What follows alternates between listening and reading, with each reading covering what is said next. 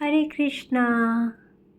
आप सबका स्वागत है मेरे इस YouTube चैनल कृष्ण की ओर पर।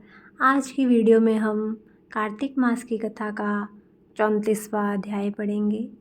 अगर आपको मेरी ये वीडियो अच्छी लगे तो मेरी वीडियो को लाइक और शेयर कीजिएगा और मेरे चैनल को सब्सक्राइब कीजिएगा।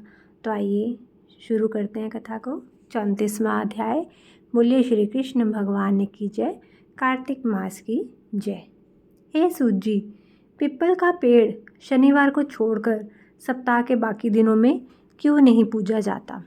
सूत जी ने कहा, समुद्र का मंथन करने से जो रत्न देवताओं को मिले, उनमें से देवताओं ने लक्ष्मी और कौस्तुभमणि भगवान विष्णु को दे दी थी। विष्णु भगवान जब श्री लक्ष्मी जी से विवाह करने के लिए तैयार हुए तो लक्ष्मी जी ने कहा, हे प्रभु, जब तक मेरी बड़ी बहन का ब्याह नहीं हो जाता, आप मुझ छोटी बहन से ब्याह कैसे कर सकते हैं? इसलिए पहले आप मेरी बड़ी बहन का ब्याह करवा दीजिए, बाद में मुझसे ब्याह कीजिएगा, क्योंकि यह प्राचीन नियम है। सूत जी बोले, लक्ष्मी जी के ऐसे वचन सुनकर भगवान विष्णु ने लक्ष्मी जी की बड़ी बहन का ब्याह उद्यालक ऋषि के साथ कर दिया। वह अलक्ष्मी बड़ी करूप थी, बड़ा मुख, चमकते हुए दांत, वृद्धा के समान शरीर, बड़े बड़े नेत्र और रूखे बाल। महर्षि उद्यालक भगवान विष्णु के आग्रह पर उससे ब्याह करके उसे वेद मंत्रों की ध्वनि से गुंजाते हुए अपने आश्रम में ले आए। वेद ध्वनि से गुंजित, हवन के पवित्र धुएं से सुगंधित उस मनोहर ऋषि आश्रम को देखकर वह बहुत दुखी हुई।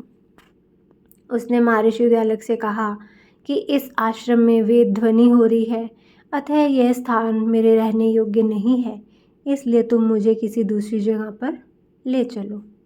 उसकी बात सुनकर महर्षि ने कहा कि तुम यहाँ पर क्यों नहीं रह सकती, और तुम्हारे रहने योग्य दूसरी जगह कौन सी है, यह मुझको बताओ।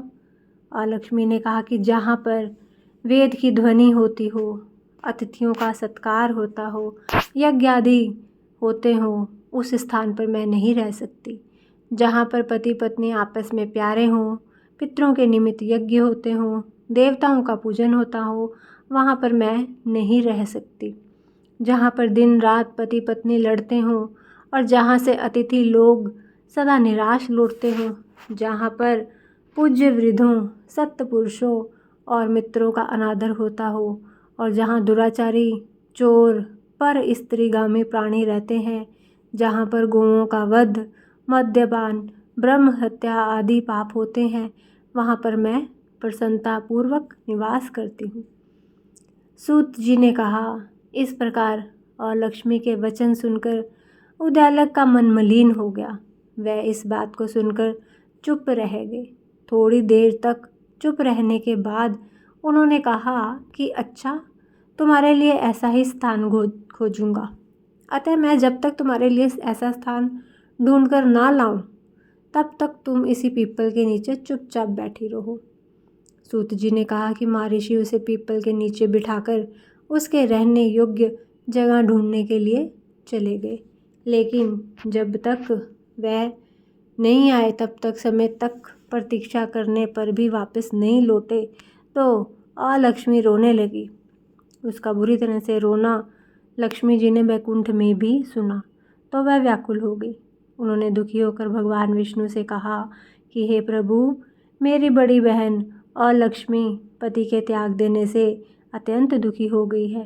हे नाथ, यदि मैं आपकी प्रिय पत्नी हूँ तो आप उसे आश्वासन देने के लिए उसके पास चलिए। पत्नी की प्रार्थना सुनकर कृपा सिंधु भगवान लक्ष्मी जी को साथ लेकर उस पीपल के पास गए जहाँ पर वह बैठी रो रही थी। उसको आश्वासन देते हुए भगवान विष्णु ने कहा कि हे अलक्ष्मी, इस पीपल की जड़ में तुम सदा के लिए निवास करो, क्योंकि मेरे ही अंश से इस पीपल की उत्पत्ति हुई है और इसमें मेरा निवास रहता है। प्रतिवर्ष ग्रस्त लोग तुम्हारा पूजन करेंगे और उन्हीं के घर में तुम्हारी छोटी बहन निवास करेगी। स्त्रियों को विविध प्रकार के उपहारों से तुम्हारी पूजा करनी चाहिए। मनुष्यों को चाहिए कि वह पुष्प, धूप, दीप, गंध आदि से तुम्हारी पूजा करें, तभी अलक्ष्मी जी उन पर अपनी बहन लक्ष्मी को प्रसन्न होने देंगी। सूत जी ने कहा कि भगवान श्री कृष्ण सत्यभामा तथा पृथु और नारद का संवाद तुमको सुना दिया है, जिसके सुनने से ही मनुष्य के सब पाप नष्ट हो जाते हैं और उसे वैकुंठ की प्राप्ति होती है। तुमको और जो कुछ भी पूछना हो पूछ सकते हो, मैं उसे विस्तार से कहूँगा। सूत जी की बात सुनकर शौनक आदि ऋषियों महर्षियों ने थोड़ी देर तक प्रसन्नचित्त वहाँ पर बैठे रहे। बाद में वह श्री बद्री नारायण जी के दर्शन को चल दिए। जो प्राणी इस कथा को सुनता है और दूसरों को सुनाता है, वह इस संसार में संपूर्ण सुखों को प्राप्त करता है।